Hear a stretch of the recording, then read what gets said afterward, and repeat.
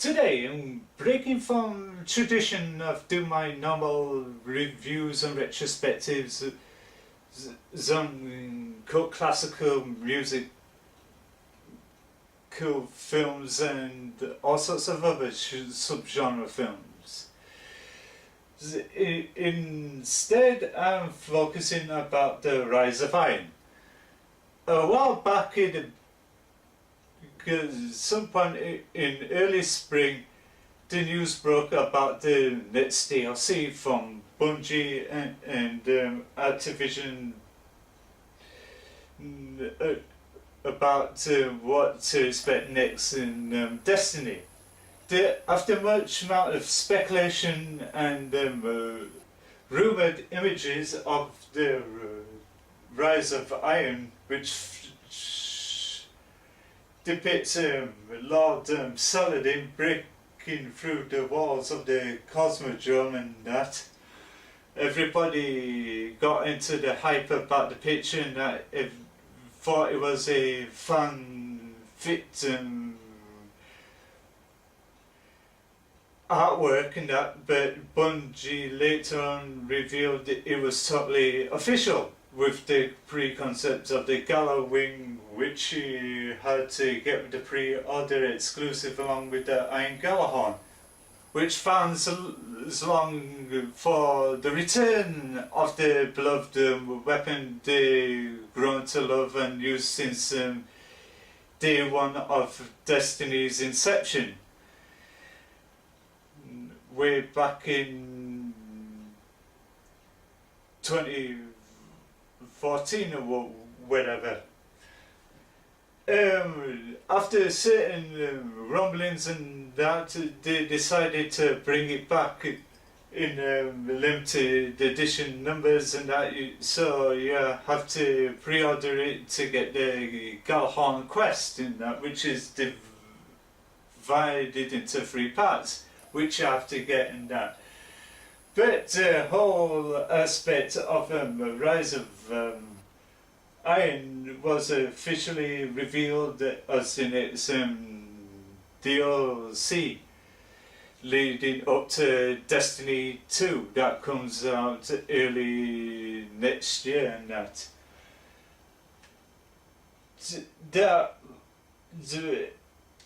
It was a long coming to see what was in the chronological story in the Destiny and that.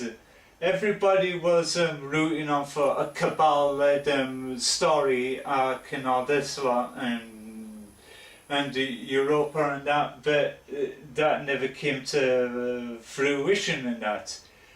Many big game YouTubers like my name is Bife and More Console and a couple of others followed the whole news about the rise of Iron from these very rumoured images that broke to its developing stages and that, which some of them was lucky enough to go over to Bungie HQ to sample the quest and that. Some of them was also lucky to experience what it's like to live as an Iron Lord and that.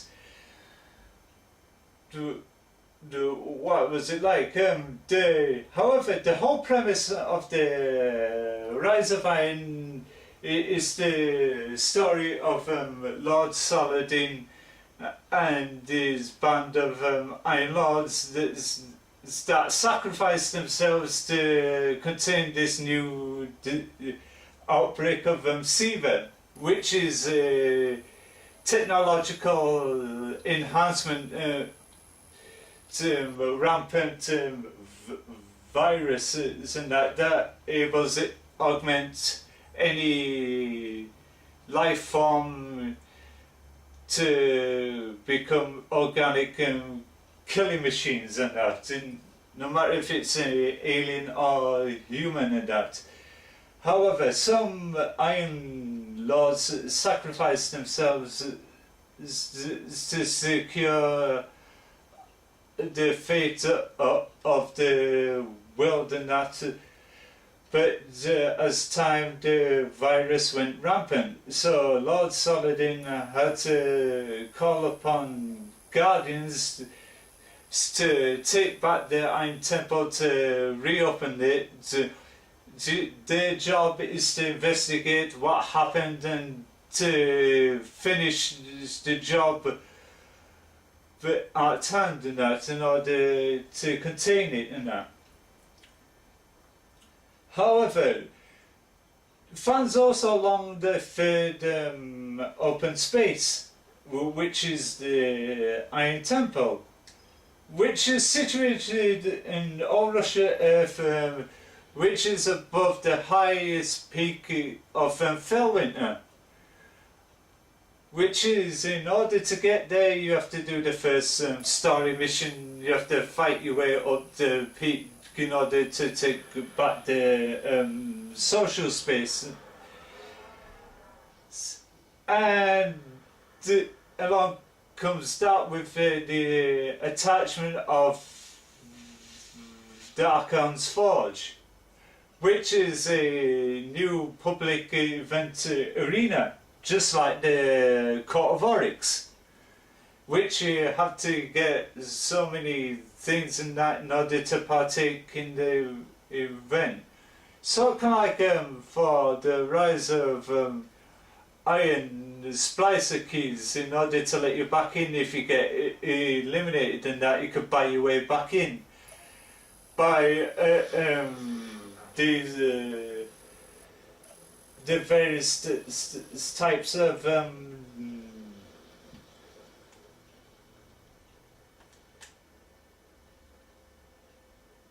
these things, perfected silver offerings, which is the 360. You get the infused and the other one, which you had to coordinates to a different to light advantages and that. And the other beauty about the rise of iron is the invention of the skeleton key, which is so unique. Drops themselves. In order to get that, you go on to the Silver Crisis strike map, which you have to do the Rise of Iron versions of strikes that were seen before in year 1 and year 2, with a couple of revised ones like the Summoning Pits, which you have to go down to the section you can select from that the Abomination Heist, which is the big organ that you take him on. The person that looking to take their last killing blow gets the treasure, get the skeleton key. Basically works on the same premise as the treasure keys in the Prison of Elders, which you go to this treasure trove and open it up and offer yourself to some sweet as candy unique gear to bling up your thing and that. Yeah, there's a couple of dormant silver clusters in here. One of them is on there, which is something kind of like a weather vane. In order to do that, this fire lights so brightly after when certain guardians successfully complete the Wrath of the Machine raid, in that, which is light so brightly you're standing there and you jettison to yourself to over there, which you can collect a silver dormant cluster, and then you can jump over and unlock that at the other side. And if you don't want to replay the first bit of the mission again, it gives you the first. it gives you the unique advantage to go back and collect it. However, there's a trickiest one up on the elevation of the Fairwinter's Peak itself. There's a cave somewhere which, in order to get to it, like that Guardian is at the moment, you climb up left to right until you get to the cave, and there's one up there. And also on the top of this peak, there's also one of the iron medallions which you have to get for the GJALLARHORN exotic quest line. In order to do that, you have to go to the playgrounds outside Arkham's Forge. If you get the right one, you go in the belly of the beast. It's in the forge to take on a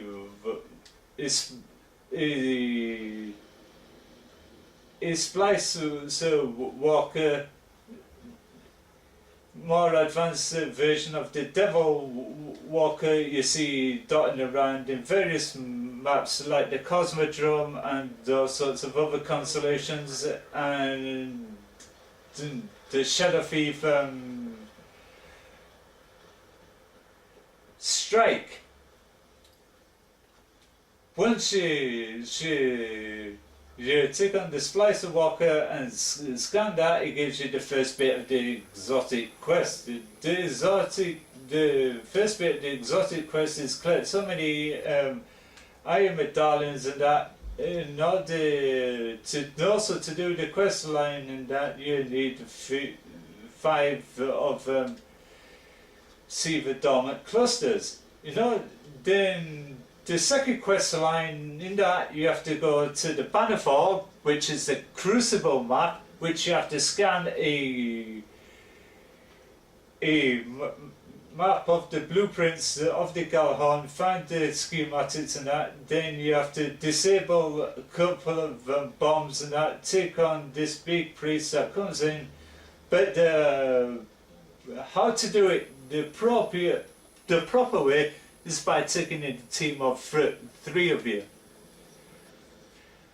Then after that, you get a third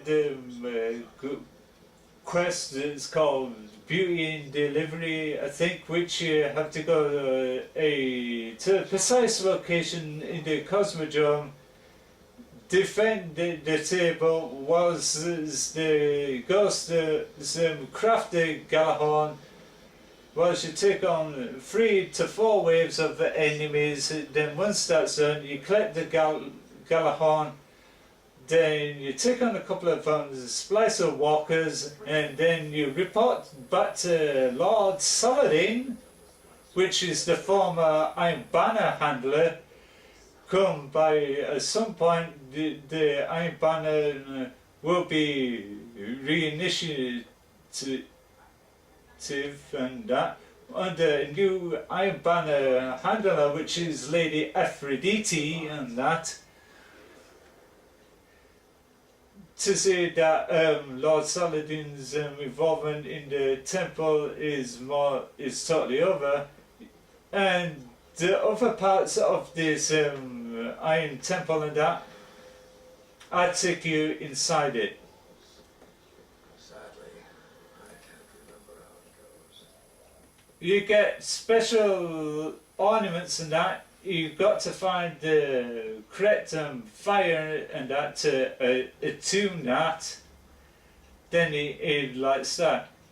So kind of like there's one for Yoda and Seminar, and possibly for one for Fairwinter and all the other fallen Iron Lords and that. Then the second beauty about it is there's a bell puzzle. You have to ring the bells in coordinate order and that to make the Rise of Iron theme tune and that, which is a rather relatively pointless but fun activity. But there's so many fun activities stuff to do within tempo. That lot more than you can do than you ever did when you was in the tower and on the reef. But the story campaign itself is relatively short. You'll be whipping through that within a day or so. As for strikes, there's Rise of Iron versions of the Scepter's Prime Strike. If you go into that, you select to the bottom to get the perfected Prime Strike, and likewise with the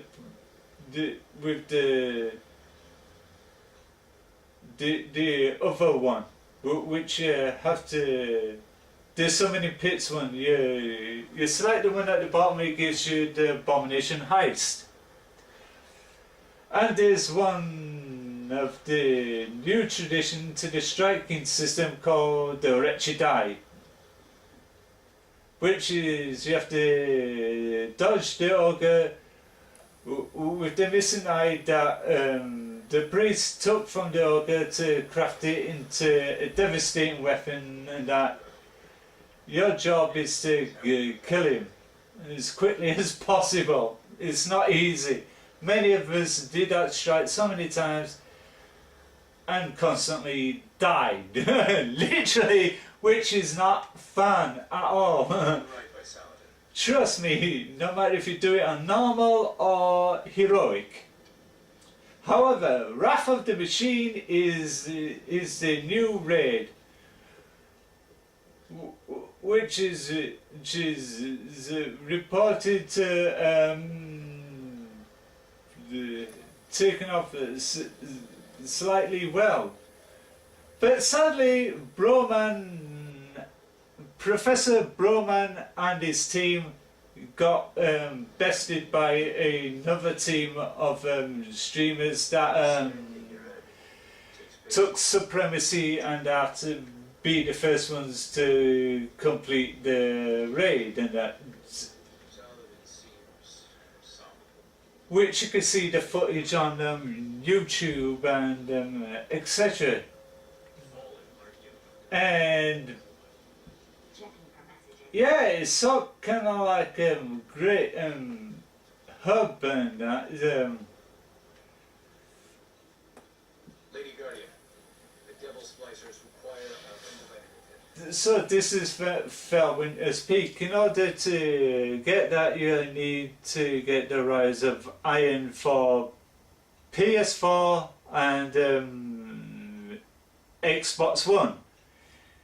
Due to the fact you can't get this on Xbox 360 and PlayStation 3, you have to upgrade to PlayStation 4 and then Xbox One to get the Rise of Iron content and that.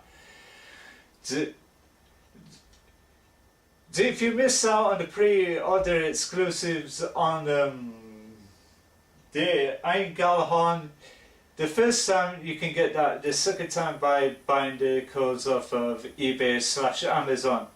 However, I managed to get a couple. One for my brother because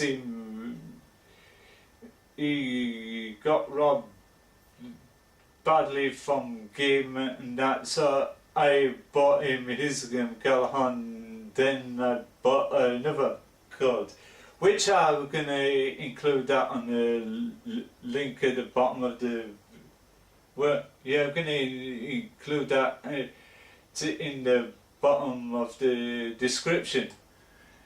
However, there's only one code, it can only be redeemed once. So, back to this.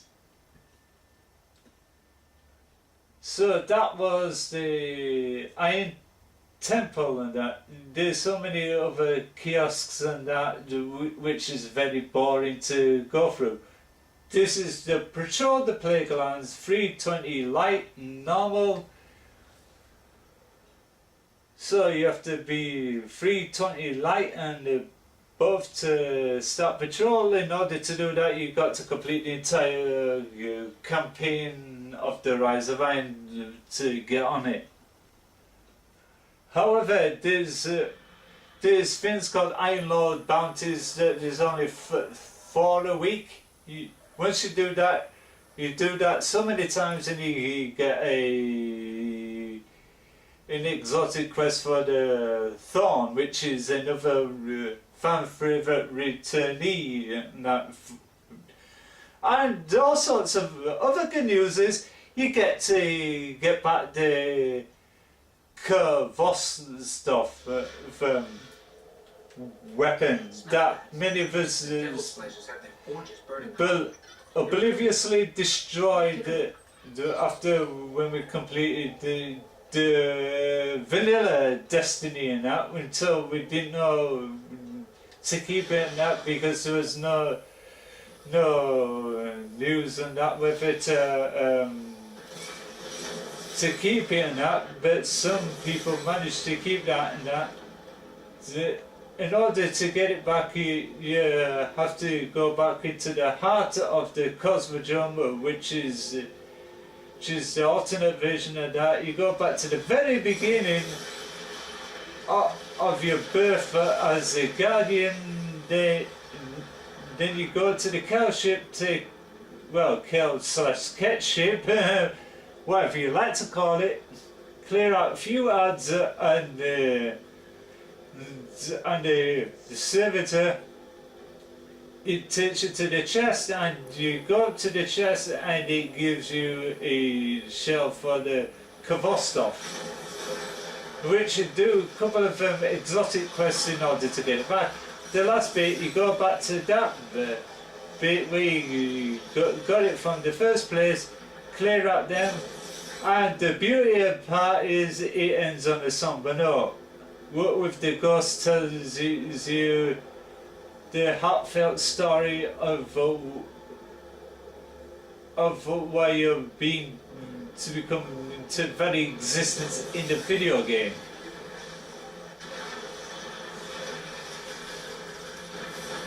Which is a rather pointless story. So this is Archon's Forge. There's a couple of avenues to do this. The first avenue is to do the last story, and there's an event about to start. Then you enter a splicer key to unlock, which I don't have any.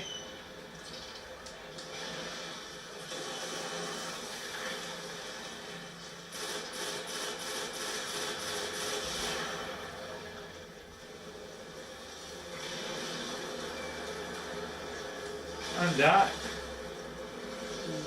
sometimes it does trigger, sometimes it doesn't. You get this hammer,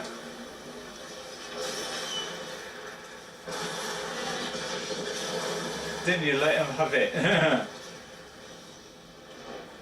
But there's many glaring problems with this events in the Forge. Something like several glitches and that. And if you die, you can use your splicer key to get back in. And if you don't have any, you're going to have to sit and wait it out.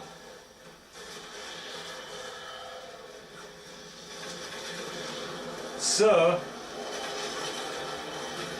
that's another thing about it. Sometimes you get good rewards, and sometimes you get rubbish rewards, like predominantly blue engrams and that. But in order to use the perfected ones, you have to be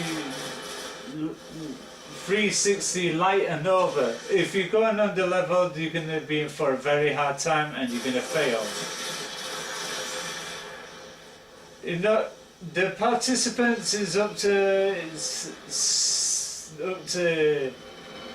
8 Team Guardians at the time.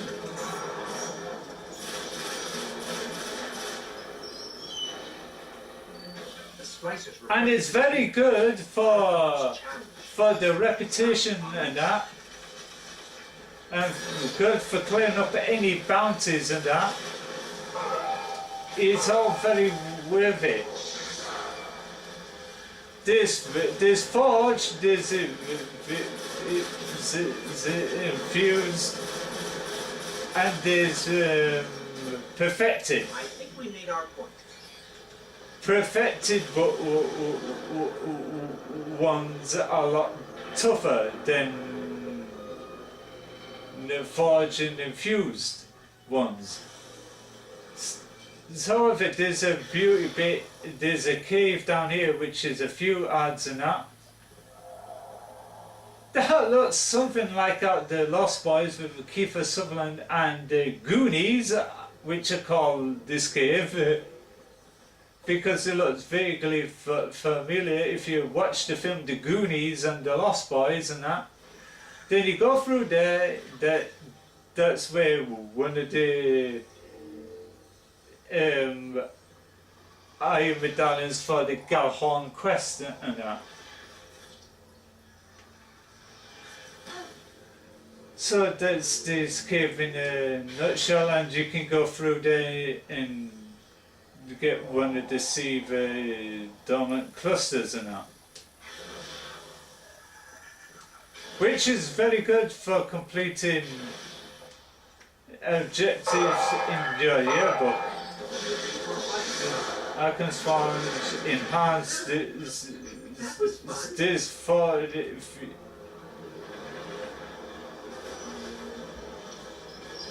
fused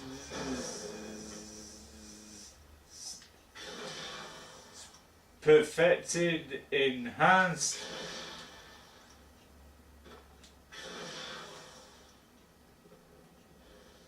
and this is Arkham's Forge in a nutshell, which is a good, very good things up there. And then you wave to this Guardian and see if he waves back. You just wave back. Sometimes there could be ignorant SOBs, but some of the times they either wave at you or do that. This is one of the good advantages about the Rise of Iron. Like I said, in order to get the Rise of Iron, you got to be on PlayStation 4 or Xbox One.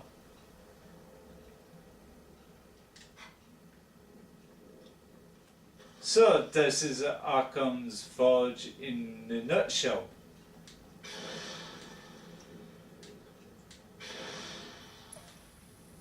However, the other bit is, if you can jump up, that is,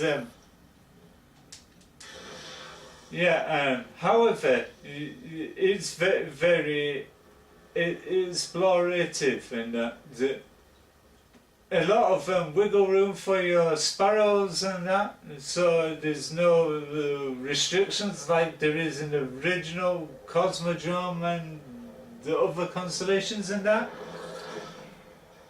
So this is Rise of Iron in a nutshell for you. There's so many public events that yield the great awards. Sometimes you get legendaries and all sorts of other rewards. It's very taxing and that.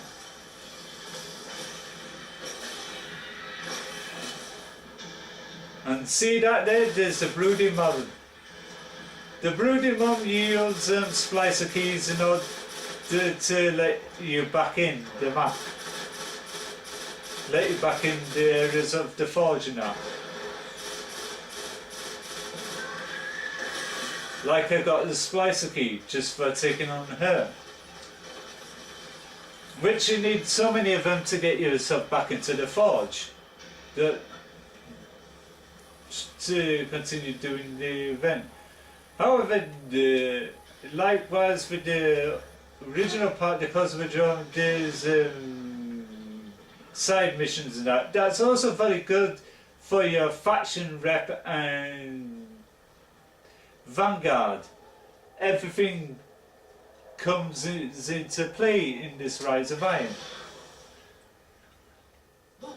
Is it worth over 34.99? Probably not. Just for the lackluster story campaign, I would put a price tag on it, something like $29.99. But is it well worth it going through the main story campaign to get into the playgrounds to go around on your sparrows and that? Most definitely so. For the price value of $34.99, I'm gonna, I should say price tag of $34.99, I'm gonna give the Rise of Iron 5 out of 10 just because of the price and the main story campaign. However, I'm going to award a couple of additional stars for the effort they went into giving people the new social space, which is the Fairwinter's Peak temple area and the Playgrounds area. The new 5-star rating of the Rise of Iron stands at 10 stars due to the content and the creativity.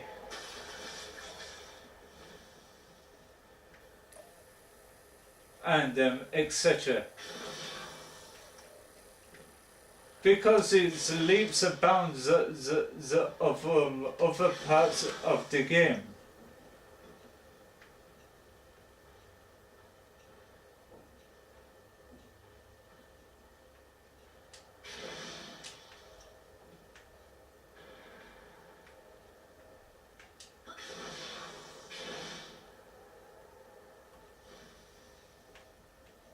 But I'm gonna buff you up to around about 20 stars because what I've seen the footage of the